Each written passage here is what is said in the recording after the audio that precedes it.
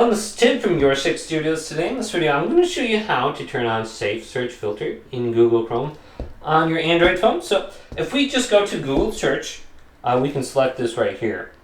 So let's select it and open this up. So if we ever use this, it's going to be doing things with search, so we can just go to the G and then click the G, go to your profile in the top right, and then you can scroll on down here, Safe Search.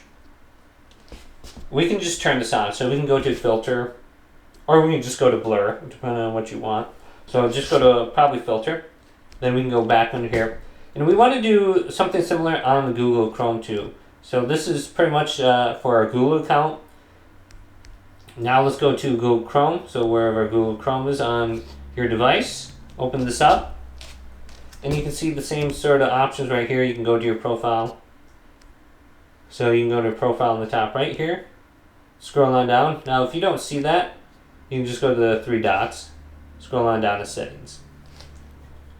Now we can go to privacy and security. Going down under here, we can go to use secure DNS. Go to choose another provider. Go to custom. And we can choose something called clean browsing family filter. If we turn this on, it's going to filter out all those explicit images automatically. So even if you go to a different website other than like Google search, Safe Search is turned off for that. But if we go to like, I don't know, DuckDuckGo or something like that, it should filter out all the naughty things. So even if you go to a naughty website, it should still filter that out. So hopefully this video did indeed help you out. If it did, leave it a big thumbs up and subscribe to my channel down below.